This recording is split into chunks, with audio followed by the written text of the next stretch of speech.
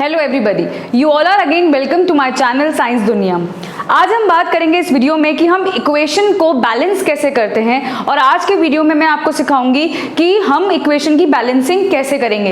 ये आपके chapter number 1 से रिलेटेड टॉपिक है। अगर आपको चैप्टर नंबर 1 से रिलेटेड बाकी वीडियोस देखने हैं और बाकी टॉपिक्स देखने हैं तो प्लीज़ आप मेरे चैनल पे जाइए, प्लेलिस्ट देखिए। प्लेलिस्ट के अंदर आपको केमिकल रिएक्शन इक्वेशन की सेपरेट वीडियोज़ मिलेंगे। आप उन वीडियोज़ को देखिए, आपको बाकी के टॉपिक्स वहाँ मिल जाएंगे चैप्टर के। और इस वीडियो के डिस्क्रिप्शन के अंदर मैं उस प्लेलिस्ट का लिंक दे रही हूँ, तो प्लीज आप पहले के वीडियोस केमिकल रिएक्शन के वहां से देख सकते हैं। तो चलिए आज के इस वीडियो में हम बात करते हैं कि हम इक्वेशन की बैलेंसिंग कैसे करेंगे। ठीक है, मैं आपको आज 3 एग्जांपल्स सिखाऊंगी। उन 3 एग्जांपल्स के अंदर हम सीखेंगे इक्वेशन की बैलेंसिंग। तो चलिए शुरुआत करते हैं सबसे पहली इक्वेशन के साथ। जैसा कि आपको दिख रहा है कि मैंने क्वेश्चन डाल रखा है ब्लैक बोर्ड पे यहाँ पर कि how to balance a chemical equation. तो सबसे पहला एग्जांपल लेते हैं। आपको दिख रहा होगा कि मैंने सबसे पहला एग्जांपल यहाँ पे लिख रखा है SH + O2 gives you SO2। ये अभी इक्वेशन अनबैलेंस्ड है या बैलेंस्ड है ये हमें कुछ नहीं पता। हम पहले इस इक्वेशन को चेक करेंगे कि ये अनबैलेंस्ड है या नहीं है। तो सबसे पहले आपको इक्वेशन को चेक करना होता है कि ये अनबैलेंस है या नहीं है। तो सबसे पहला तरीका है कि आपको ऐसे एक लाइन ड्रॉ करनी है। ठीक है, आपको पता है कि ये इक्वेशन की कौन सी साइड होती है, लेफ्ट हैंड साइड, और ये इक्वेशन की कौन सी साइड होती है, राइट हैंड साइड। ठीक है, आपको सिर्फ सबसे पहला स्टेप कहता है इक्वेशन को बैलेंस करने के लिए, सबसे पहले आप ये देखिए कि कितने एटम्स इन्वॉल्व है। एटम्स मतलब कितनी चीजें या कितने एलिमेंट इस इक्वेशन में लिए गए हैं। तो अगर मैं इस इक्वेशन को ध्यान से देखूं तो मुझे लेफ्ट हैंड साइड 2 एटम नजर आ रहे हैं, 2 एलिमेंट नजर आ रहे हैं। मतलब कितने एलिमेंट है, एक एलिमेंट है सल्फर और दूसरा एलिमेंट यहाँ पे मुझे क्या दिख रहा है, ऑक्सीजन। ठीक है, सबसे पहले आपको यहाँ पर वो एलिमेंट्स लिखने हैं। सेम चीज आपको राइट हैंड साइड भी करनी है। तो यहाँ पर मुझे कितने एलिमेंट्स दिख रहे हैं, एक सल्फर और दूसरा मुझे क्या दिख रहा है, ऑक्सीजन। ठीक है, सल्फर और ऑक्सीजन के अलावा तीसरा कोई भी एलिमेंट इस इक्वेशन में मौजूद नहीं है।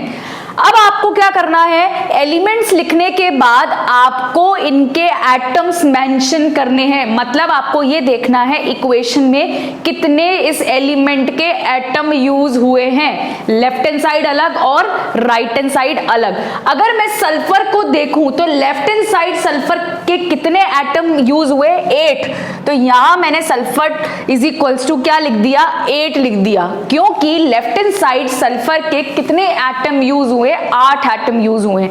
ठीक है, अगर मैं लेफ्ट हैंड साइड ऑक्सीजन को देखूं तो उसके कितने एटम यूज हुए हैं, 2।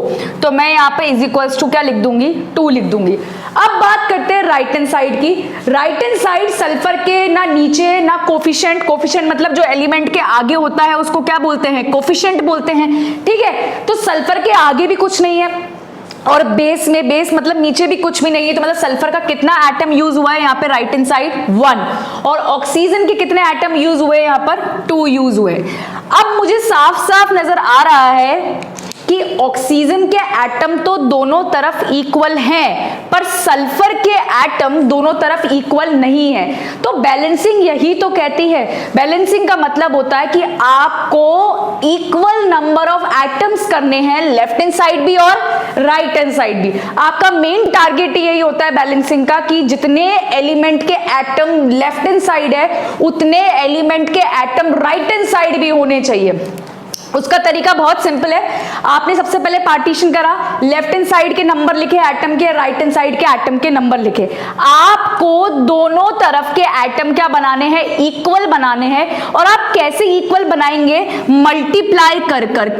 ठीक है, अब आप बोलेंगे क्या मल्टीप्लाई कर कर, आपको कुछ ऐसे नंबर्स मल्टीप्लाई करने हैं एलिमेंट के साथ ताकि दोनों तरफ के एटम्स क्या बन जाए, इक्वल बन जाए। जो भी नंबर आप मल्टीप्लाई करेंगे वो नंबर हमेशा कहां आ जाता है, कोफिशिएंट में।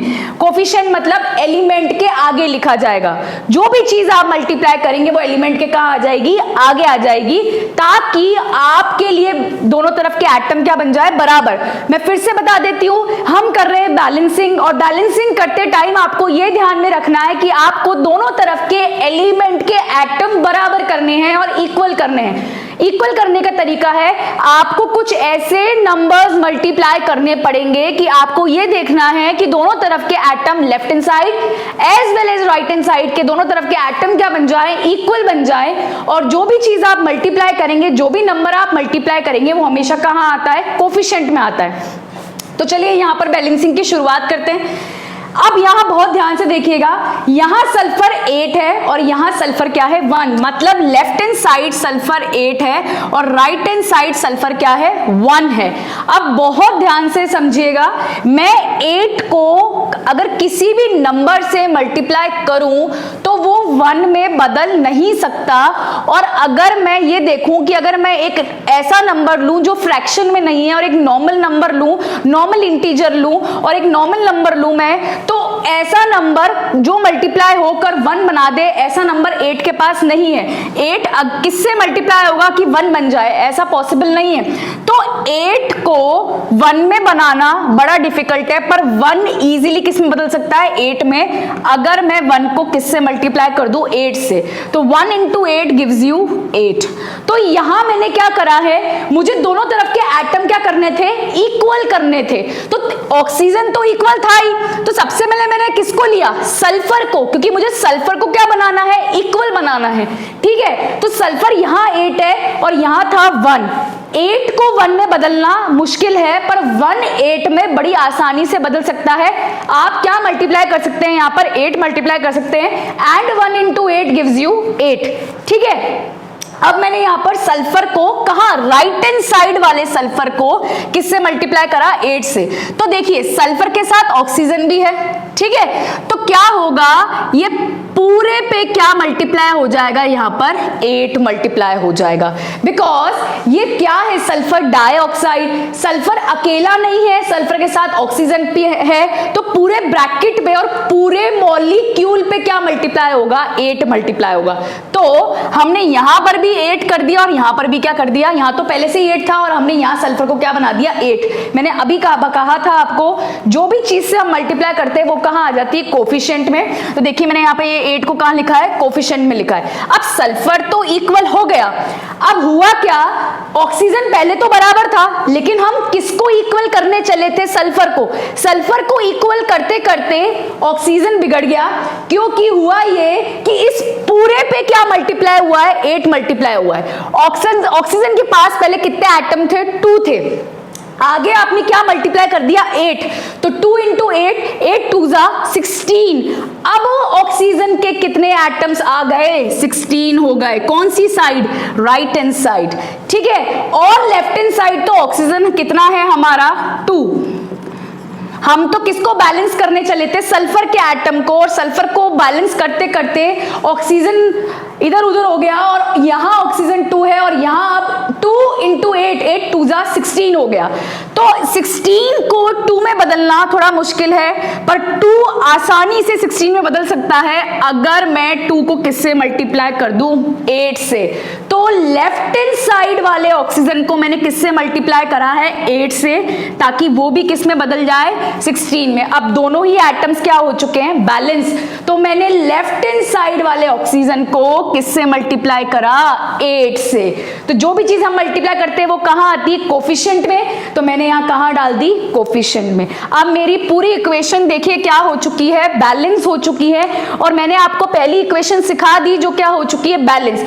सिंपल सी चीज है, सबसे पहले आपको पार्टीशन करके लेफ्ट हैंड साइड वाले एटम्स अलग लिखने हैं और राइट हैंड साइड वाले अलग लिखने हैं।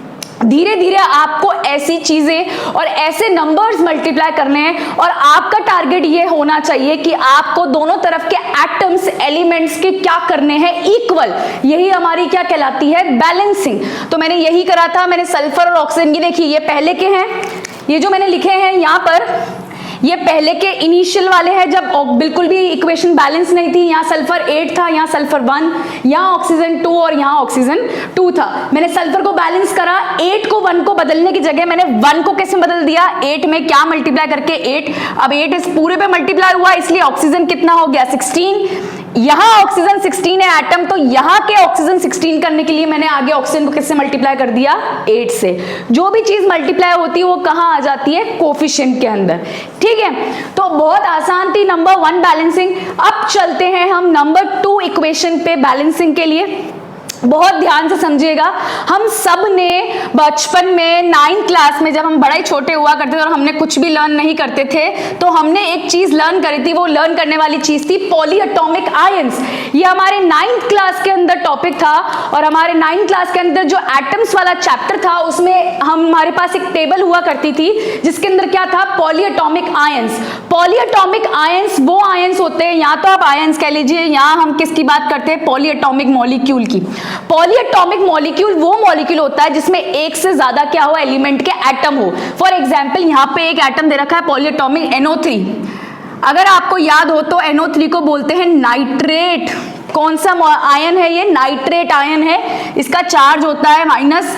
ठीक है, अब जैसे जो पॉलीएटॉमिक मॉलिक्यूल होते हैं जैसे नाइट्रेट है, तो आप इनको इकट्ठा भी लिख सकते हैं बैलेंसिंग के लिए। जैसे यहाँ पॉलीएटॉमिक मतलब जिसमें एक से ज्यादा क्या हो, एटम प्रेजेंट हो। फॉर एग्जांपल इस पूरे मॉलिक्यूल को देखिए, यहाँ पर नाइट्रोजन के एटम भी है, साथ साथ किसके एटम मौजूद है, ऑक्सीजन के। पॉली मतलब बहुत सारे, पॉली मतलब बहुत सारे, मोनो, मोनो मतलब होता है 1। मोनोएटॉमिक मतलब जिसमें एक ही एलिमेंट का एटम हो। मोनोएटॉमिक का मतलब होता है जिसमें एक ही एलिमेंट का एटम हो, और पॉलीएटॉमिक मतलब एक से ज्यादा एलिमेंट के एटम प्रेजेंट है। जैसे यहाँ पर 2 एलिमेंट मौजूद है, एक नाइट्रोजन और एक ऑक्सीजन। अगर अकेला एक ही एटम हो और अगर अकेला एक ही मॉलिक्यूल और उसमें एक ही एलिमेंट हो, वो कहलाता है मोनोएटॉमिक। एक से ज्यादा एटम वाले और एक से ज्यादा एलिमेंट वाले क्या कहलाते हैं, पॉलीएटॉमिक। तो पॉलीएटॉमिक का ये है कि अगर आप बैलेंसिंग कर रहे हैं पॉलीएटॉमिक की और आप देख रहे हैं कि इक्वेशन आई है जिसमें एक ऐसा मॉलिक्यूल है जो क्या है, पॉलीएटॉमिक। पॉलीएटॉमिक मतलब जिसमें एक साथ एक से ज्यादा एटम और एक से ज्यादा मॉलिक्यूल प्रेजेंट है और एक से ज्यादा एलिमेंट प्रेजेंट है, तो उसको आप इकट्ठा भी लिख सकते हैं। फॉर एग्जांपल मैं आपको दिखाती हूं, इस पूरी इक्वेशन में जो इक्वेशन ऊपर दे रखी है, जो सेकंड इक्वेशन है हमारी, इसके अंदर इक्वेशन है CaSO4 plus NaNO3 plus CaNO3 whole twice plus Na2SO4। अगर मैं इस इक्वेशन को बहुत ध्यान से देखूं तो इसमें बहुत सारे पॉलीएटॉमिक मॉलिक्यूल है। पता है कौन कौन से, एक है हमारा SO4 सल्फेट आयन, ये हमारा पॉलीएटॉमिक आयन है। पॉलीएटॉमिक मतलब इसमें एक से ज्यादा क्या मौजूद है, एलिमेंट है तो पूरा, ये इकट्ठा एक ही कहलाता है, लेकिन इसमें एक से ज्यादा क्या मौजूद है, एलिमेंट मौजूद है, तो इसको बोलते हैं polyatomic ion. Like SO4 NO3 that is nitrate, यहाँ पे फिर से नाइट्रेट आ गया और यहाँ पे फिर से क्या आ गया, सल्फेट आ गया। SO4 is sulphate, NO3 is nitrate. तो मैंने यहाँ पे बॉक्स बना दिया। ठीक है, तो वही सेम चीज करनी है आपको बैलेंसिंग के लिए। ये आपको मैं एक इजी तरीका सिखा रही हूँ बैलेंसिंग का। आपको लेफ्ट हैंड साइड के एलिमेंट के एटम अलग लिखने और राइट हैंड साइड के अलग, जैसे इस इक्वेशन में करा था। अब यहाँ पे देखिए, यहाँ पे सबसे पहले मैं यहाँ लिख देती हूँ कैल्शियम।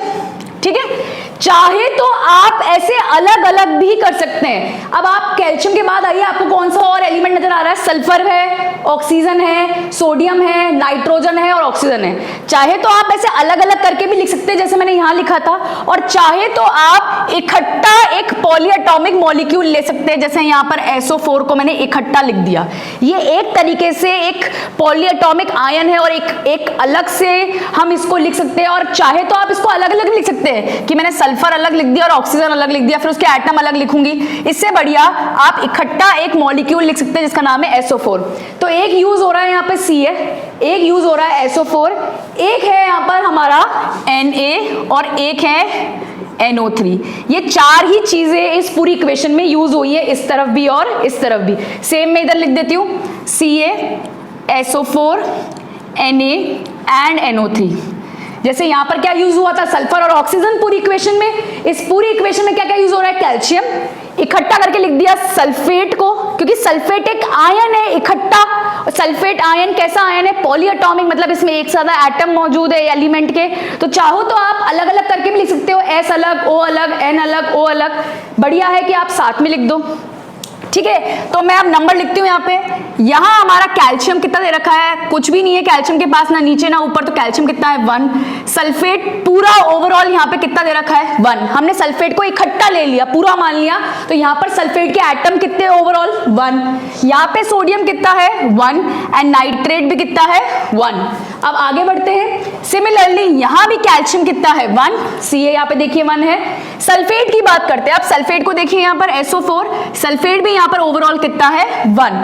अब सोडियम की बात करते हैं, यहां पे सोडियम के कितने एटम दे रखे हैं 2, क्योंकि यहां तो 1 थे, यहां कितने हैं 2, और यहां नाइट्रेट के भी कितने दे रखे हैं हमें 2 दे रखे हैं। ठीक है, देखिए क्योंकि नाइट्रेट के पूरा होल ब्रैकेट में क्या दे रखा है 2 दे रखा है। नाइट्रेट के कंप्लीट आयन है। आप चाहे तो ऐसे अलग अलग भी कर सकते थे, सल्फेट को S अलग और O अलग, उसमें आपको S को लिखना पड़ता 1 क्योंकि S 1 है और O कितना होता 4।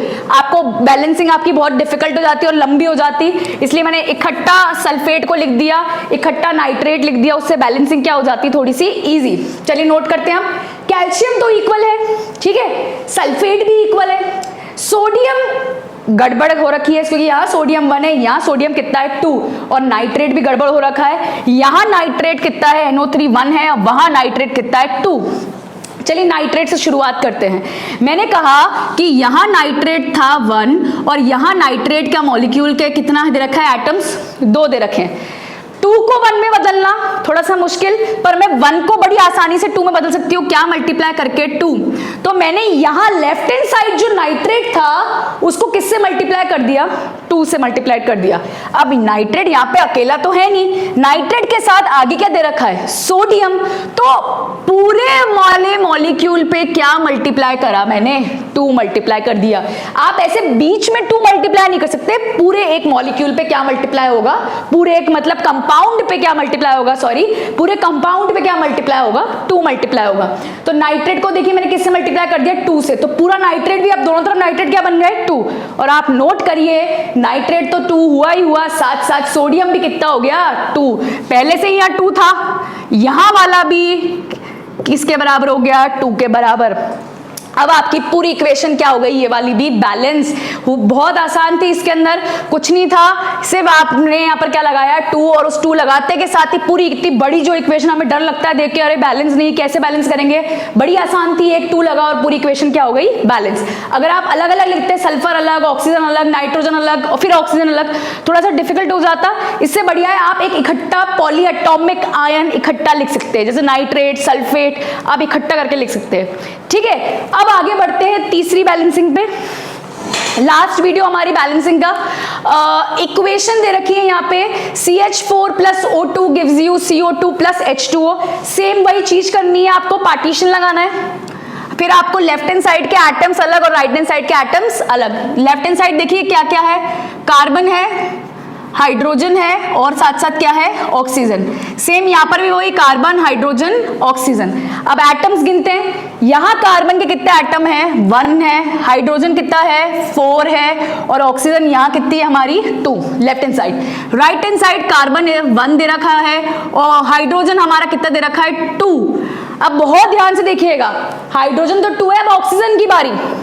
ऑक्सीजन गिनिए, यहाँ 2 तो है ही, साथ साथ 2 और एक ये रहा ऑक्सीजन 2 + 1, टोटल कितने ऑक्सीजन दे रखे हैं हमारे को यहाँ पर 3 दे रखा है। ठीक है, तो लेफ्ट हैंड साइड तो ऑक्सीजन कितना है अकेला 2, राइट हैंड साइड आप देखिए यहाँ 2 भी है और यहाँ 1 है, 2 और 1 मिलके दोनों देखेंगे ना, क्योंकि दोनों ही कहाँ मौजूद है ये राइट हैंड साइड, तो 2 + 1 टोटल कितना हो गया 3। कार्बन को छोड़ के हाइड्रोजन भी अनबैलेंस है और ऑक्सीजन भी क्या है अनबैलेंस है, तो पूरी इक्वेशन गड़बड़ा रखी है, तो हमको क्या करना है बैलेंस करना है। चलिए सबसे पहले हाइड्रोजन को लेते हैं। हाइड्रोजन यहाँ पे 4 है और यहाँ पे कितना है हमारा हाइड्रोजन 2 है। ठीक है, अब 4 को 2 में बदलना क्वाइट अ डिफिकल्ट टास्क, तो हम इजीली 2 को किस में बदल सकते हैं 4 में। 2 को 4 में बदलने का तरीका है आप किससे मल्टीप्लाई कर दीजिए 2 से, तो मैं इधर जो हाइड्रोजन है उसको किससे मल्टीप्लाई कर रही हूँ 2 से, तो इस पूरे मॉलिक्यूल पे हम क्या मल्टीप्लाई करेंगे 2 मल्टीप्लाई करेंगे। जैसे ही मैं 2 मल्टीप्लाई करूंगी 2 2 कितना हो गया 4 हो गया। अब फिर से नोट करिएगा एक चीज, हाइड्रोजन तो बैलेंस हो गया, हुआ क्या जैसे मैंने इस पूरे मॉलिक्यूल पे 2 लगाया ऑक्सीजन कितना हो गया 2 तो यही हो गया +2 2 और 2, अब टोटल ऑक्सीजन इस तरफ कितना हो गया, 4 हो गया, ठीक है। 2 तो इधर था ही, जैसे मैंने 2 मल्टीप्लाई करा यहां पर भी 2, 2 + 2 कितना हो गया, 4। अब यहां ऑक्सीजन 2 है और यहां क्या है, 4, ठीक है। तो यहां लेफ्ट हैंड साइड ऑक्सीजन 2 है, राइट हैंड साइड ऑक्सीजन क्या है, 4 है। 4 को 2 में बदलना डिफिकल्ट, 2 आसानी से 4 में बदल सकता है, क्या मल्टीप्लाई कर दूं, 2, ठीक है। तो इधर वाले ऑक्सीजन को मैंने किससे मल्टीप्लाई कर दिया, 2 से, एंड 2 2 जा कितना हो गया, 4, और आपकी इक्वेशन क्या हो गई, बिल्कुल बैलेंस्ड, ठीक है। तो मैंने आपको सिखाई बैलेंसिंग। इस बैलेंसिंग के अंदर बड़ा इजी टास्क होता है बैलेंसिंग करना। आपको सिर्फ पार्टीशन करना है, लेफ्ट हैंड साइड के एटम्स लिखने हैं, राइट हैंड साइड के एटम्स लिखने हैं, और आपका मेजर टारगेट यही होना चाहिए कि आपको लेफ्ट हैंड साइड और राइट हैंड साइड के एटम्स, एलिमेंट्स के क्या बनाने होते हैं, इक्वल, ठीक है। आई होप आपको ये बैलेंसिंग का वीडियो समझ में आया होगा। अगर आपको इस छोटे से वीडियो में कोई सी भी प्रॉब्लम है तो प्लीज़ आप वो कमेंट सेक्शन में लिख सकते हैं, या फिर आप मुझे कांटेक्ट कर सकते हैं, या आप अपनी ईमेल आईडी भी ड्रॉप कर सकते हैं। सो प्लीज़ अच्छे से इस वीडियो को देखिएगा, और कोई भी प्रॉब्लम हो तो कॉन्टैक्ट मी। और अगर आपको ये मेरा वीडियो पसंद आए तो प्लीज़ इसको लाइक करें, शेयर करें, सब्सक्राइब करें। साथ साथ हमारा एक और चैनल है, उस चैनल को ज़रूर देखिएगा, हिमशान वी व्लॉग्स करके। तो प्लीज़ उस चैनल का लिंक मैं अपने डिस्क्रिप्शन में दूंगी, प्लीज़ उसके चैनल पे जाइए और वहाँ पे जो बहुत इंटरेस्टिंग वीडियोस है उनको भी देखिए। और कोई भी प्रॉब्लम हो तो प्लीज़ आप वो कमेंट सेक्शन में लिखिए। Thank you so much.